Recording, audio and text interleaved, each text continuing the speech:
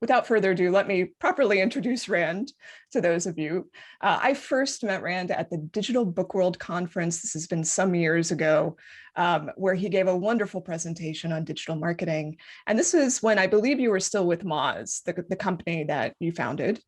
And then you wrote a book about that experience that I think people here might enjoy called Lost and Founder, which is a brilliant title, by the way. And it's about how traditional Silicon Valley wisdom leads too many startups astray.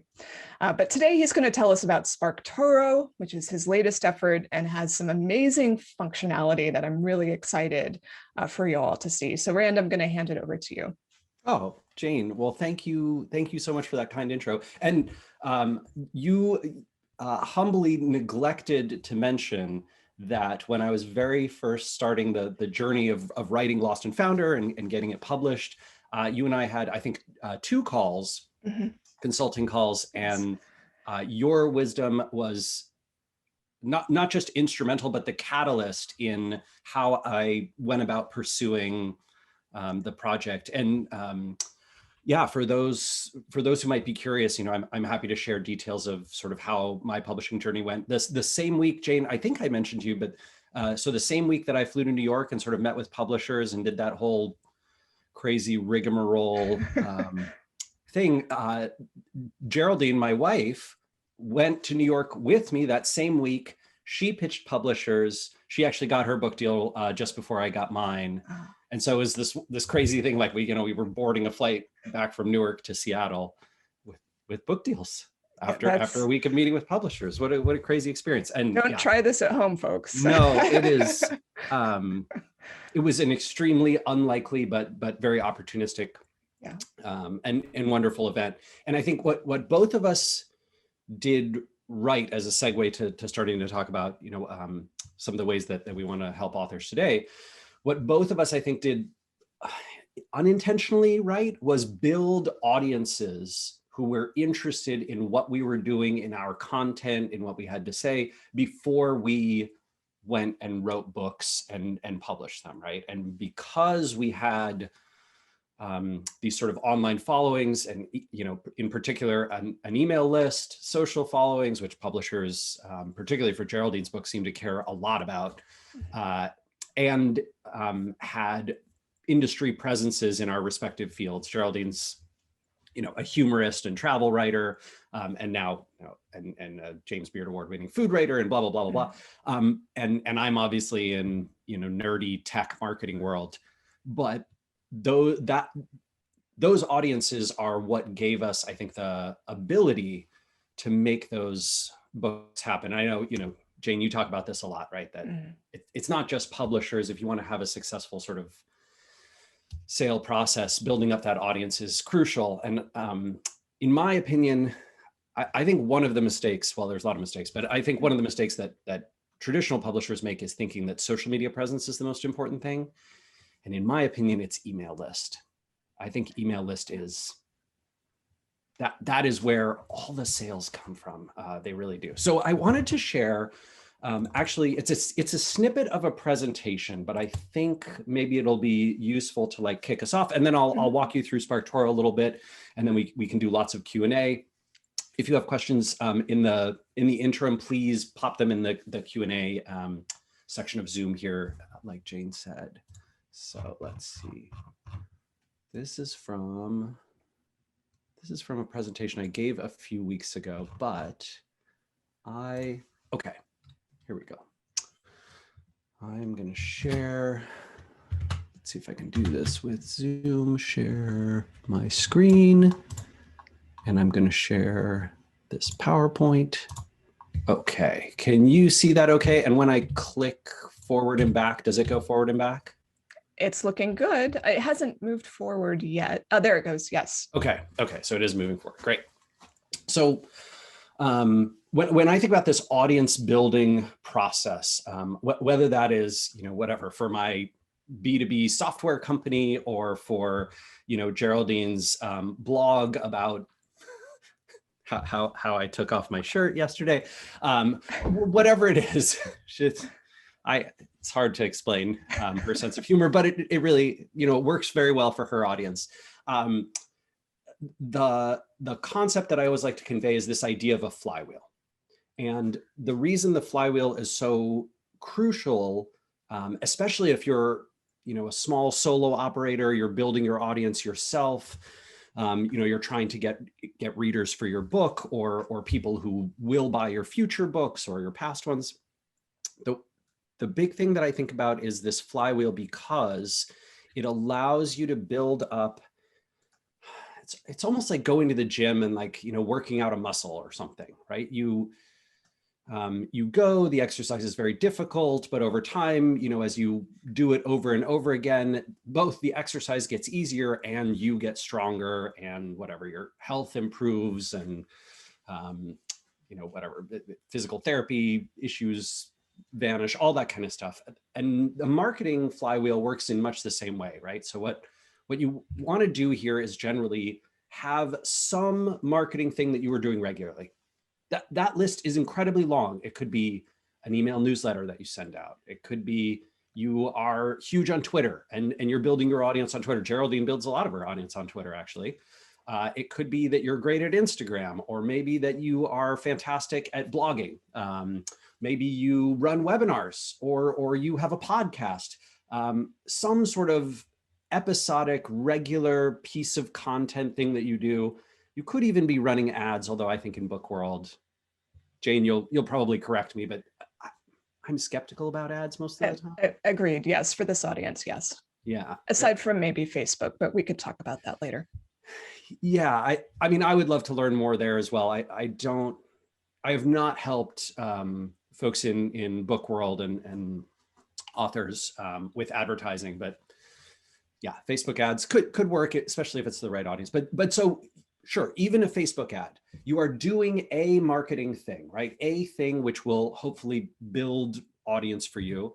And then you are boosting that thing's reach in some way, right? So if it's, I am publishing something on my Facebook page, and now I'm trying to get likes and shares and engagement with it. I am publishing a YouTube video, and now I am trying to boost that thing's reach by sending it out to my email list, or tweeting it out, or posting it to my LinkedIn page, or putting it on my Instagram as well. I put a little snippet of it, and then you can click my bio for the full link, right? It's boosting the reach of that thing, and then engaging the audience, right? So the idea is, hopefully when you boost that reach, whatever it is, you tweeted about your YouTube video, and hopefully you get a few more YouTube subscribers. Or you put up an Instagram post, and hopefully people come to your website and subscribe to your email list. I really, really like email lists. Other forms of social audience building, I think, is riskier, just because they're much harder to reach, and the platforms don't have a great incentive to always show your stuff. But then the idea being that you improve your algorithmic signals, and algorithmic signals, meaning like the way the machine learns whether to show your stuff to more people or not, right? So if you go to your Twitter feed or your Instagram feed, right, the things that they show at the top are the things that they think that Instagram's machine learning algorithm thinks will create the most engagement with you and your audience, right? And you want your stuff to be at the top for more and more people who are in your right audience for what you're doing. And this works with email too. This works with advertising. It works with SEO, right? With ranking in Google and creating content for that. And so next time you do the thing, it goes a little easier. It does a little better. There's two options here to reduce friction. One is, hey, every time I publish my email newsletter, it is easier for me to write. It doesn't take me as much time, and I get just as much out of it, right? So basically, I am reducing my input for the same output. Or, hey, it's just as much work every week to send that email newsletter, but I get more email subscribers every time I do. And so my input is the same, but my output is increasing over time. Those are the two ways to build up this sort of resilient marketing flywheel that grows an audience for you, that is sort of a highly effective way to have an audience that cares about what you're doing, so that when you publish your book, when you're trying to sell it, when you're trying to market your back series, when you're trying to pitch a publisher, when you are trying to get a deal or a speaking gig, or whatever it is that you want to do in your creative and business life. This makes it way easier. And you have a process. If you find one of these processes that work for you, it's just great. So my old company, Moz, which just sold today, although I don't know, I'm very nervous because there's technically no financial transaction, but I keep reading all the news. Whatever, nerve-wracking. But my old company, Moz, used this SEO flywheel, right? So this is back in the day, but I would 5 nights a week from like 10 p.m. to 2 a.m. go sit in front of my computer and blog. I'd publish a blog post about what I thought people cared about in the SEO industry, right? And then when I published it, hopefully some people would come read it. For the first year, not many people. We're talking dozens or fewer people were reading my blog posts. But then year 2, it got to like a few hundred. And by year, by the time I left Moz, it was tens of thousands of people were reading every post that I published, sometimes hundreds of thousands. It was quite amazing, right? So the idea is I would take that post, I would amplify it, so promote it on social channels. Before those existed, I would do it on forums. I would do it through email, right? And then hopefully get more subscribers who then the next time they saw it, if the content was something they were interested in, they would help amplify it. So it gets a nice little viral loop going. And of course, Google really liked all these signals, links coming in, people clicking on things, people engaging with the content, people sharing it on social, all those types of things meant that the next time I publish something, what do you know? Hey, Google ranks it higher. And so I'm getting more search traffic on an ongoing basis.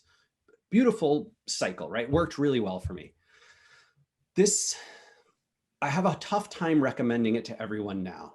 And that is because when I started blogging in 2003 for Moz, this little blog that I did with my mom, there was very little competition. There's almost nobody that we were fighting against. But today, if you don't have an established brand and a lot of kind of authority, lots of people linking to you, lots of people searching for your brand, lots of people clicking on you already in the search results, all the other signals that Google cares about, ranking is brutally hard. There's 10,000 people trying to vie for every single keyword out there that has any search traffic, right? And tons of tools that help people with it, like my old company and plenty of others.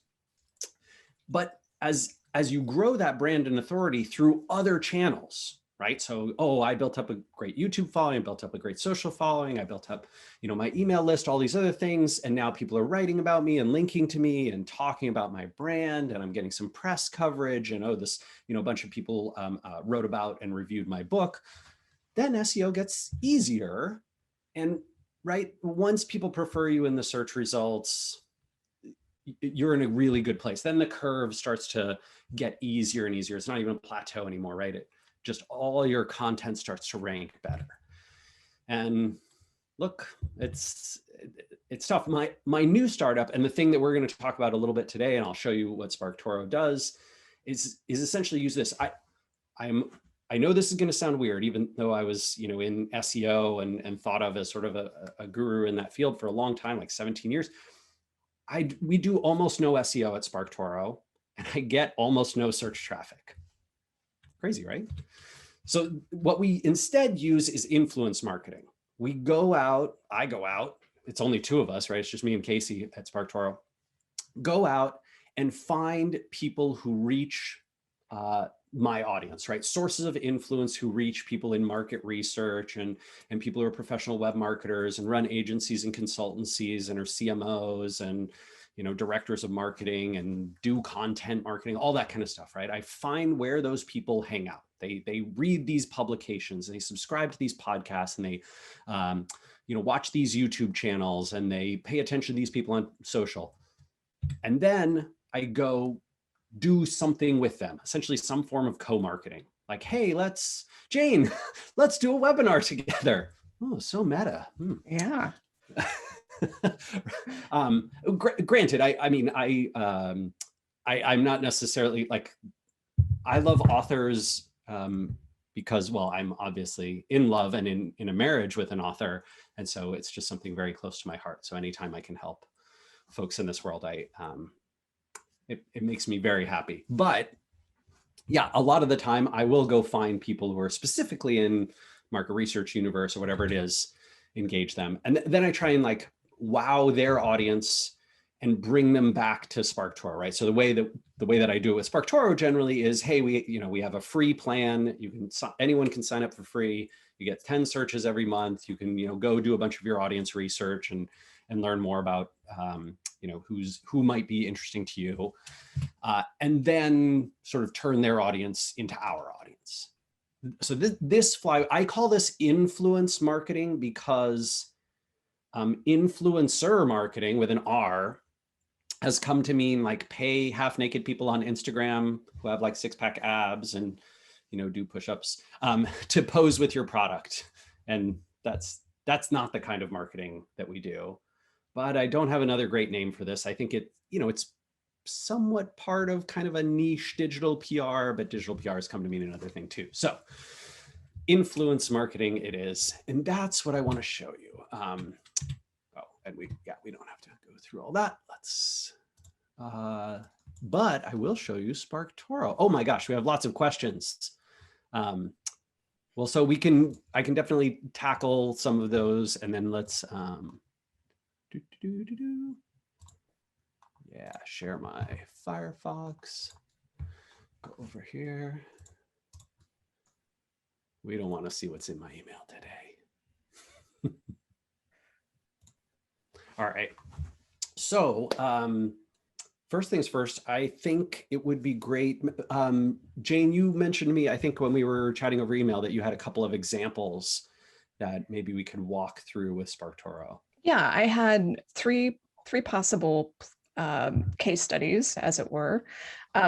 Maybe we'll start with a memoir, since I know that's one of the areas that people really struggle with, how to find the audience for their memoir. So there's a memoir that just came out. It's called HILLBILLY QUEER by J.R. Jamison. And it's the story of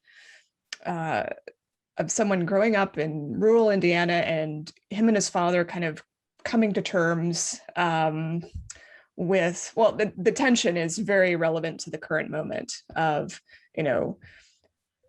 being queer in Trump land, and having your family have maybe a different set of values and beliefs than yourself, but still finding acceptance and love anyway. So that's kind of the book in a nutshell. Yeah. That sounds beautiful. I should add it to my reading list. That resonates a lot. And also what is ideal about a book like that is it has a very clear target audience, not just in terms of readership, but in terms of amplifiers. And this, I think, is possibly one of the most crucial things that many authors don't think about when they're developing their work. And look, I think that's okay, because writing is an art, right? It is not a business. And that I like that about it. But if your goal is, I want this book to do very well, I want lots of people to buy it, I think having that hook, right? Having here is a group of people who, when this book exists, they will want to share it with lots of other people. And if you have a great answer to that question, I might actually recommend this. Who will amplify this and why?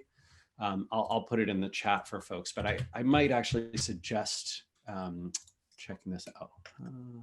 I can put it in the chat for you. Thank you. I'll find it. Yeah. This is a great post, by the way. I've read it and I've shared it myself. So yeah. Oh, I appreciate that. Yeah, I feel like it's one of those marketing things that feels obvious, but is not always stated. And so hopefully helpful on that front. But in the case of, it's HILLBILLY QUEER, right? Yeah, HILLBILLY QUEER. In the case of HILLBILLY QUEER, there's a few things that I would think of immediately. Some of those are, who has, I would ask questions like, who has written about similar books, right? So, I could go to Google and Goodreads and that kind of thing and sort of see who else is in this category. who's written about those, who's reviewed them. Maybe I could plug those sources in. So it could be book review. Has the book come out? Yes, it came out in May. Oh, great. Perfect. Yeah. All right, so Yeah, there you go. Amazon. Oh, look at this. Okay, so I like Facing Project. I don't recognize the website, but my guess is that's in fact the publisher site. Oh, okay, got it. Let's go. So what I want to try and find is, not Amazon, not Goodreads, but someone who is sort of in this world and writes about this kind of thing. Oh, Kirkus. They're so mean. I don't like those Kirkus people. I'm sure you have lots of more sophisticated thoughts, but mine are relatively simple. Okay, Better World Books. I like the sound of that. Essentially what I'm looking for are, okay, great. I like what I see already. Better World Books is, well, let's see, About Us. Yeah. Okay, cool. Yeah, let's go look at Better World Books. So W Books. What I'm essentially doing here, so SparkToro is a giant database of social and web profiles. People, essentially.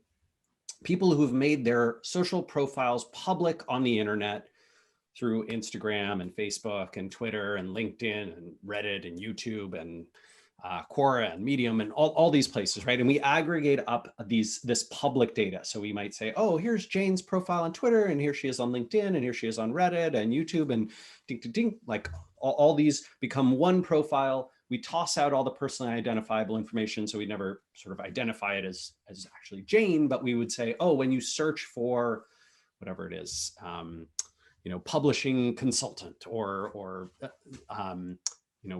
author or something like that, Jane's profile might be one that whose anonymous data goes into the case. So here we go. 9,408 people follow Better World Books.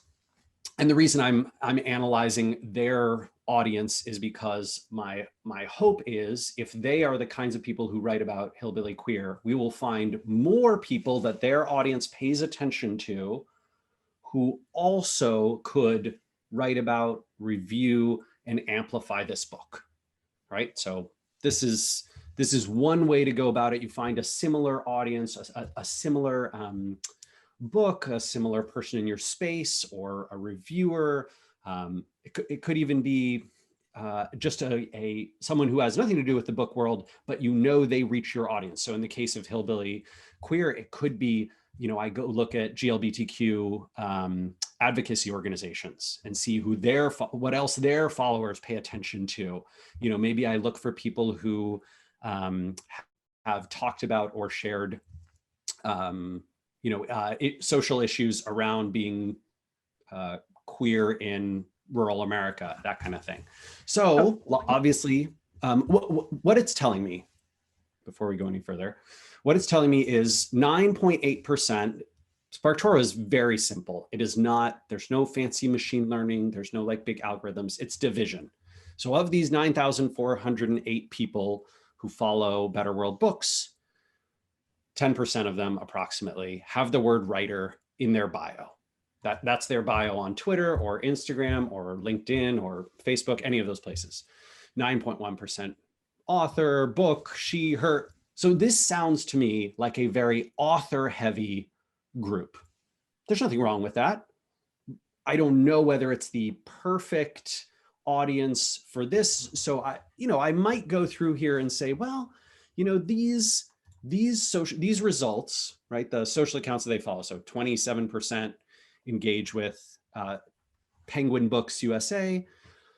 Well, that's a publisher. Are they going to write about it? Maybe, I don't know. New York Review of Books. Okay, potentially I would put them on my list. The reason I check them is because when I use SparkToro, the way I think about it is I'm always using it with a mind to accomplishing a task, and that task is almost always, I would like this publication or this social account or this community or this YouTube channel or this podcast to talk about and amplify my work in some way. Like they're essentially going on my PR list, for lack of a better word, right? This is who I'm going to reach out to. I also, when I'm doing this, sometimes it's not about directly reaching out, but rather like if I was going to try and reach out to New York Review of Books and get them to cover Hillbilly Queer, I'll tell you what I would do. I would absolutely go find some people who have written about queer books in the New York Review of Books, and I would find someone who is connected to them and connected to me on LinkedIn, and I would ask that person for an intro. And if I was 2 degrees away, I would network my way until I could get that intro, because a warm intro is just so much better than, hey, I don't know, Matt at New York Review of Books, I wrote a book. You should write about it on your New York Review of Books website. Matt probably gets a lot of those. He's probably not going to do it. Yeah, Publishers Weekly. So these are very generic. So I'm not 100% in love with this list, but you can. Oh, I like this. Okay, Book Riot. Yeah. But you can start to see, right, as I go down further, things get more niche. And hey, Greta Thunberg, what do you know? And this is showing you, right, essentially that shelf awareness, right, which are e-newsletters dedicated to the reading, buying, selling, and lending of books. Okay, actually, that sounds kind of interesting. Maybe I would add that. That 14% of this audience, of these 9,000 people, have engaged with or followed one or more of these social accounts. So they have an Instagram, a Facebook, their website, and Twitter, at least in our database. You can see some of these like also have Pinterest or also have YouTube or whatever it is. And then I would go after, those sources, but I'm essentially building up my, let's call this Hillbilly Queer Outreach List. Okay. It's going to be fun. My co-founder will surely be looking at my lists and he'll go, Hillbilly Queer. I wonder what Rand is up to. He'll probably Google it and figure it out. But, oh yeah, Publishers Lunch, right. This newsletter, yeah. Okay, so you get the idea, right? I'm building a list through social, through websites. What I like to do when I'm in SparkToro is to try and find that perfect audience, like the exact right people for this world. And so in this case, I think it is going to be people who talk about GLBTQ. Let's see if I can go find. I think what you want is LGBT. You're right. Yes, LGBTQ. L first. Thank you. You're absolutely correct. I am. And So this is fancy too. I can. If I do it wrong, will it correct you? Yeah. One thing that so SparkToro will say, gosh, a lot of people who do it that way also do this other thing. Are you sure you didn't mean maybe that? And obviously I did. And the other way I love doing this is with hashtags. Yeah, so there you go. What I'm going to do is click the hashtag search, and now it will show me people who tagged a post of theirs on Instagram or Twitter, usually, could be LinkedIn, could be Facebook, with LGBTQ in the last, our database is about 100 days old. So we sort of recrawl everything every 100 days. There's some 2 really good people and 1 not so great guy up here. So as I'm going through, what I will see are organizations and people that resonate with the GLBTQIA+ community online. And from that, what I'm hoping to find, what I probably do is dig into these and try and find someone who overlaps with the world of literature and books and authors. And so I might be tempted to Control F, book, Stacey Abrams, Diane Feinstein. This is a lot of booking contacts. I want booking merchandise, people who've written books. I want someone who,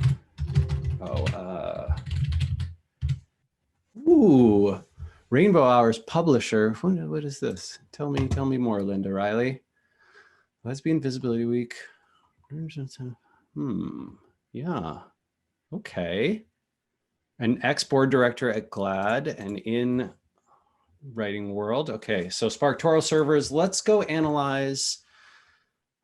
Cool. Okay, so I think what I'm seeing here, she looks her audience looks really, really good to me, but it is very UK, Ireland centric, right? We can kind of see that just from, she's talking about Northern Ireland and Nigel Farage and the NHS and right, things that are more central to GLBTQ issues over on that side of the pond. And so I might be tempted to find somebody else. And this iterative process is often what I spend time doing inside SparkToro to get at that perfect group. I do wonder, sometimes you can cheat. So let's go hillbilly queer. And also I wonder, Rand, the book has a couple blurbs from authors who are, I would consider in the same space or adjacent. I don't know if looking at their social accounts would be useful. So in this case, one of the blurbs is from Samantha Allen, who's the author of Real Queer America. Perfect, right? Yes, Jane, that is exactly the way I think about this. And so here's what I'm doing I'm saying cheat, but in fact, this is one of the best ways. If you already have an audience on social, all right, J.R. Jamison, great. Let's go see what's up with his social audience, because he's already, does he use he, him? He doesn't say, okay, probably. Yes. So we can analyze the authors, in this case, the author's audience already has got a whole bunch of characteristics around it. And if you yourself have a social audience, or a publication that you've been working with has an audience that you know is right for your book. I was helping an author who is actually a SparkToro customer himself for his own book, and he writes mystery novels about Alaska. And so a bunch of his stuff was like looking at publications that were in Alaska, and then looking at the audiences of like crime podcasts, and looking at the audiences of mystery obsession websites, and all this fun type of stuff. Mystery, not conspiracy. So like people who know they're reading fiction, as opposed to people who like to read fiction and then choose to believe it. All right, so what's great here is J.R. Jamison has got, it's a great name for an author too. Do you think is it the case that if you're born with a certain name, you have to become a writer? I think that's true.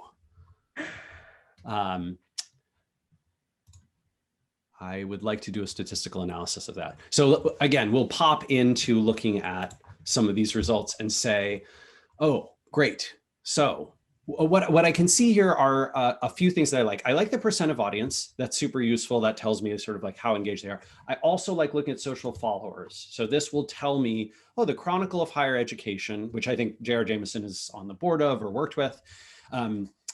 It will tell me the combination of Facebook and Twitter followers in this case, or Facebook, LinkedIn, and Twitter in this case, or YouTube with Pete Buttigieg. I mean, Pete Buttigieg, right, is a perfect. What, did my video freeze for a second there? It's frozen, but you're still coming through. Hopefully, it'll. Maybe what I'll do, I will switch to my not quite as high quality webcam, which is. You still look great. Oh, you're so kind.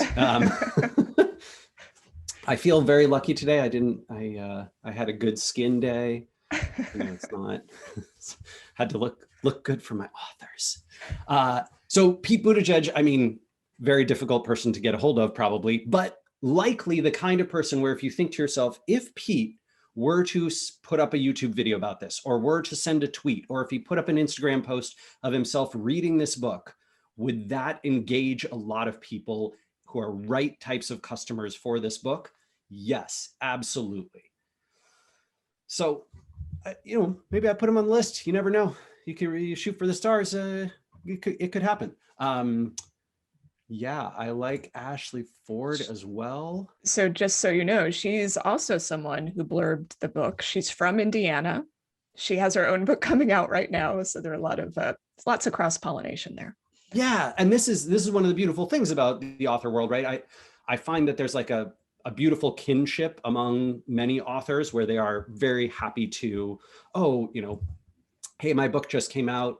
Could I send, can my publisher send you a copy? Would you be willing to write about it or put up an Instagram post of yourself, with it, or those kinds of things?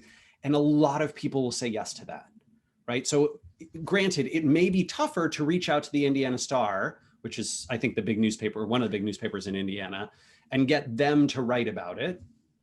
You could, right? It seems like the type of thing they might cover, and hopefully some of their reporters care about this stuff, but that can be a tough pitch compared to, hey, we found some authors. Oh, Maggie Stevens is also a Hoosier.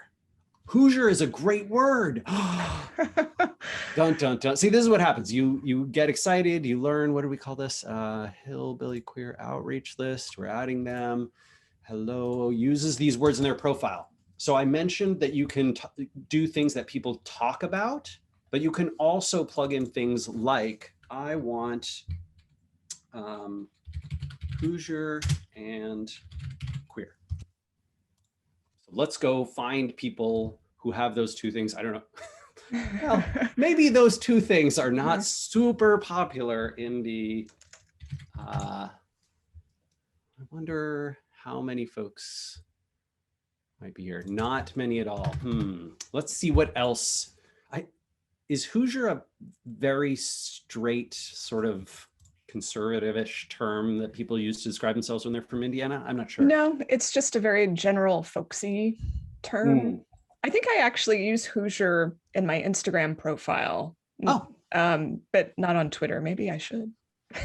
Well, if you use it on your Instagram profile, probably you are anonymously included in these 3,206 people, because I would be fairly sure we have you in there. But so then you can see sort of what's popular in the world of just like Indiana people, right? And so these are whatever, I think people in sports and some writers and some political stuff, right? That people follow.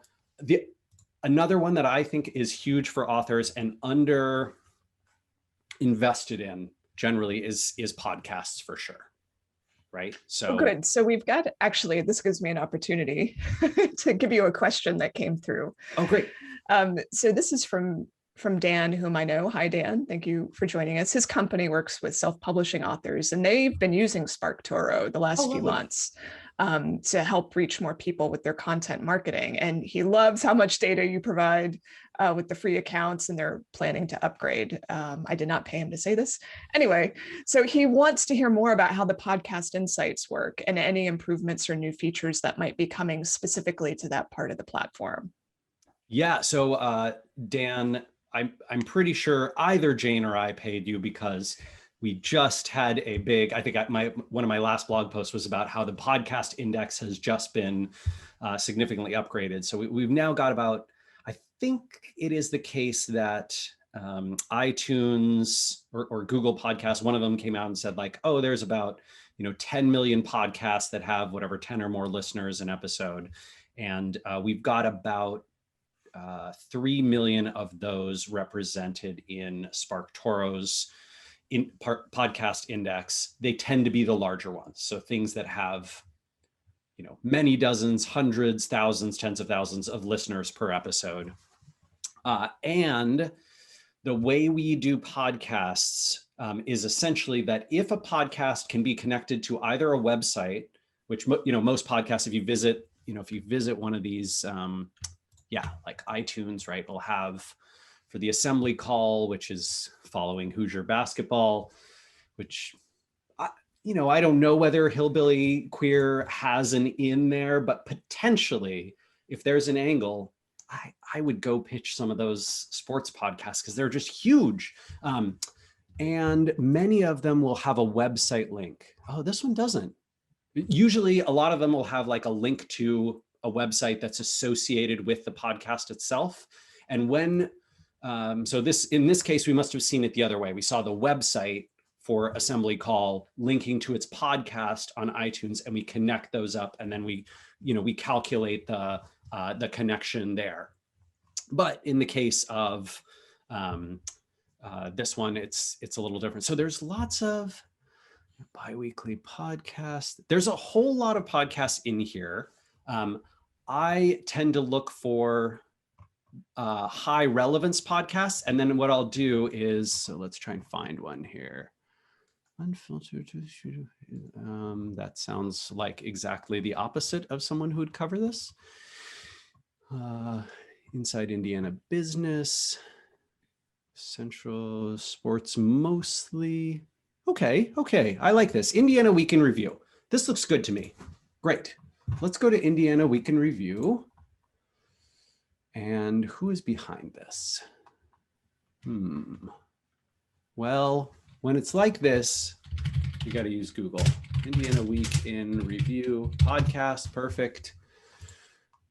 Excellent. It's an NPR podcast. NPR, that's the kind of publication that's going to cover this. Let's see who the host is. Let's see who we might be connected to, who might know the host.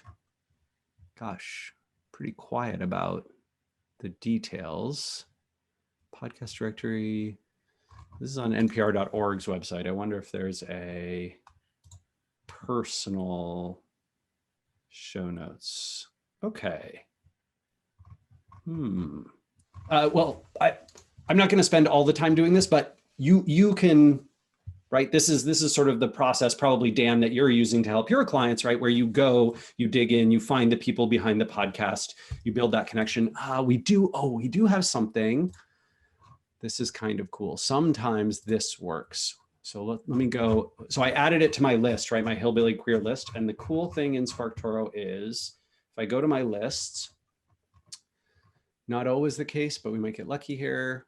Okay, so you can click Get Contact Info. Ooh. And find email addresses that are associated with a publication or a social account, right? So here's email addresses of people from New York Books or, yeah, with Ashley, right? We don't have her email address associated, but there's her LinkedIn. That's probably where I'd start my journey, or conceivably Twitter. There's a related question to that. Ryan's saying he loves, these suggestions of reaching out to folks like through LinkedIn or finding a mutual connection. He's just looking for maybe, do you have any more tips about that? How to make a connection with people you find this way that actually leads to something happening rather than no response? Yes, that is an excellent question. Also, look at this. Look at this. I couldn't find any contact information via Google, but look at SparkToro coming through with the email address for Indiana Week in Review. Very nice. Man, you know what? I'm gonna send that Casey Henry just the sweetest note. He's my co-founder, and he makes the product happen. I'm just the hype man. But so yes, I have a bunch of suggestions on that front. In fact, if you've written about it, I can share the link. Outreach tips, way better. Oh man. Okay. Outreach tips better than anything you'll find searching Google. This is my general sort of manifesto for how I build these relationships and get those contacts going. And one of the frustrating parts of outreach is that the direct method, even though it saves time on both parties' sides, it is often the least effective, right? And so I think what we have to do is kind of play with human psychology. So once people can get together in person again, the best thing I've ever done to be able to get a connection like that is somehow wind up in the same room with the person. Whatever that is, conference, event, meetup, I don't know, cocktail hour, whatever it is. We wind up in the same room together. People say yes to people in person because people like people. It's just easier to build a relationship that way. The second best is warm intro. Right. So essentially, I don't know, whatever the people from, I don't know Ashley, but I know Jane mentioned that she knows Ashley. I'm going to reach out to Jane. hey, could you connect me with, and then right, Jane will say, oh, here's Rand. He's not the worst person ever. You should hang out with him.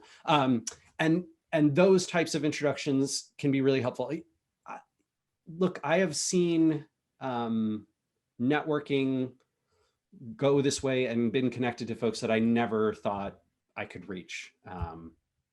Like members of Congress, literally, for some of the research that I did a couple of years ago with regards to Google's antitrust issues. But it's amazing what a warm intro can do. People will respond. The third thing, if you have no connection whatsoever, is this. So let me go. So this person, I loved his work. I started subscribing to his email newsletter. Yeah, following Simon Carlos. He's in the independent video games industry, and he helps a lot of people through this newsletter. So Jane, similar to what you do for authors, Simon does with game publishers and game studios, right? And right, so if you want to play silly video games and publish them, Simon is your guy. So I was very interested because a bunch of indie video game people have started signing up for SparkToro and using it to find their audiences. I think much like authors, people don't search for video games. It's a discovery process. And so there's a lot of parallels. In any case, I wanted to reach out to Simon. I don't have any connections with him at all. So I started following him on Twitter and engaging. He would send tweets, I would reply.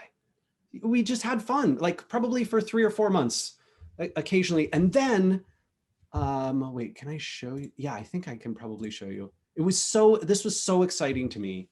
Oh, please ignore what might be in my email this morning. Just close your eyes. Simon, yes, the Moz acquisition. I know. Okay. Oh gosh. I want to say it might have been his. So this is his newsletter that goes out to several thousand people in video game world. Look at this. Do you see what's happening? I've recently been virtually chatting a bit with Rand Fishkin, smart chap whose internet famous is incredible. What happened? What happened was not entirely unintentional, right? It's one of those organic but inorganic things. I wanted to build a relationship with him, and now here he is. He checked out one of my blog posts. He thought it resonated a lot with the crowd that he's doing. So what's happening is I'm building that relationship through social, just by engaging, and then I'm creating something that I hope will resonate with his audience. It's that same principle that I talked about in the blog post of like, where was that? And just to make this example extra good, Ryan in the chat says he found you through Simon. He's in games. No. So yeah. What? This universe is just too beautiful. So who will amplify this? So in this process that I wrote about here, right? Essentially, you are looking for elements of resonance with the person's audience. So why would the New York Review of Books cover my book? Oh, because there's a lot of deep interest in literary world about the goings on of Trump world and like, how does that, what is that population like and how do they work? And also, how does that intersect with issues of being queer in America and coming out and these types of resonant stories? That, when J.R. Jamison wrote this book, I don't know whether he thought about it this way, but when he conceptualized the book, there was already a hook, a reason for an audience to get behind him, an area of interest. The Alaska detective mystery guy, right? Like he's found these, well, there's a community of people who really care about this genre and they love Alaska and they're really into wilderness meets mystery. Great, right? I've got a hook. Oh, that helps a lot. I don't want to monopolize all the time here. So if we have other questions or if we wanted to go through other examples, we can do that too. Yeah, maybe I'll go over to questions. I want to be respectful of your time. Jane, a different Jane, brings up an interesting question. And I don't know if Rand, this is something, or maybe your wife had insight into with your publishers, Yeah. but she's wondering if you use any of the metadata that the publisher has come up with when you're using SparkToro. So I don't know if you got into the weeds of this, but publishers are asked to provide categories and keywords as part of their Amazon listing. Some of this is customer facing, some of it's under the hood. So certainly it would be advantageous for an author to know what the publisher is doing from that perspective, although you might have to ask them what they're doing. Yeah. So I think this is very smart. And yes, in fact, I think the categories can be helpful. So it's just a matter of thinking about your mindset around categories and keywords in the right kinds of ways. So for example, this is my book, right? And it's in, you mentioned memoirs. So maybe we should do Geraldine's book, which is called All Over the Place. So Geraldine's book is a couple of years old now. Oh, it's on sale. Let's see. They show the categories with, right. So Anthony Bourdain, right? Because she's sort of in travel world. Okay. Humorous American literature, travelogues and travel essays, humor essays. Well, okay. Yeah, the categories tend to be super broad. Yeah, super broad. I think you can sometimes take them and put them into places like travel author, right? So conceivably, other people in travel world who are also authors reach people who read books. We could look at them and what they pay attention to, right? And then we could see, yeah, there are probably some useful sources that might be willing to review. These ones are interesting too. Like CN Traveler, Travel and Leisure. Geraldine has had some success over the past couple of years writing guest editorials for places like the Washington Post and Marie Claire and a few other publications that are sort of overlappy with her audience, her style of audience. That's not a terrible way to go, right? If she were heavily in travel world, she's trying to break into more sort of feminism meets humor. But travel and leisure is not a bad way to go. And then you could check out that size audience. They do accept, I'm pretty sure Travel and Leisure accepts guest contributions. You know, if you're in travel world, you make the connection to whoever the editors are there, the same way we've been talking about. This type of stuff works quite well, right? So if you can find one publication that overlaps, you can analyze that through visits the website or follows the social account and get it a little better there. Mm-hmm. Wonderful. I'm just checking the questions again. So maybe we'll end with this $1 million question, which in some regard is, I find it unanswerable in 2 minutes, but you know, you can try. How do you build a following when you're still unpublished and your book's not out? And I think the Flywheel covered this to some extent.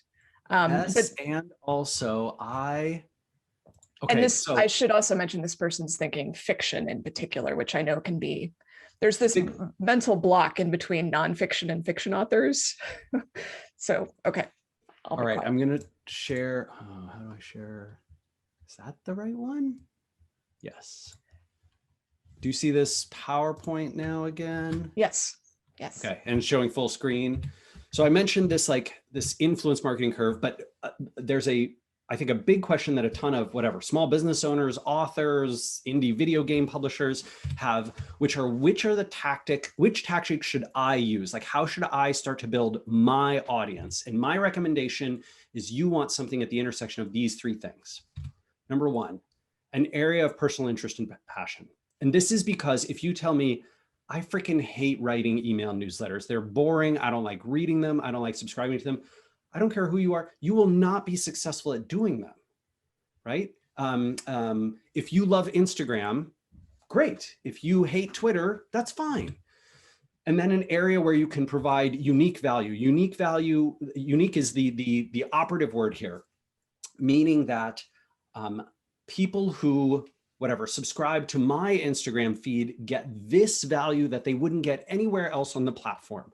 People who listen to my podcast will get whatever. I'm writing, Geraldine's writing a fiction book. It's sort of a post-cataclysmic, sort of near-term, a little sci-fi, but with a lot of romance and humor. And so could she, talk to a bunch of the survivalist podcast people? Granted, some of them are very problematic, but some of them are like really just interesting. And so that's an area, right, where she can provide unique value, has interest. And the third one is it has to reach your audience and their sources of influence. If you are building an audience that just doesn't read books, that granted, books is something where it's so universal, even people who don't read books, if they follow and love someone's work and that person produces a book, they'll generally be into it. So you may need to worry a little bit less about this, but these are the three that I really go after and find something at the intersection of those. $1 million question, challenge solved. Yay! Now all you have to do is the hard work of figuring out which. Indeed. All right. Rand, thank you so much. Oh my goodness, Jane, what a pleasure it is to join you. I hope we get to do something like this again. And open offer to everyone who's on the call, if I can be helpful to you in any way, answer questions about, my experiences in book stuff or marketing stuff, I'm Rand at SparkToro.com. And thank you so much for having me. Thank you, Rand. And thanks to everyone for joining us on this, what's a beautiful Friday afternoon here where I'm living. And the recording will be available within 24 hours. So if you want to go back and, look a little bit more closely at what Rand was doing on the site, you can do that. So yeah, and I would love to have you again. We'll chat about that. That would be terrific. I look forward to it. Thanks, everyone. Have a great day and weekend. Take care. Bye.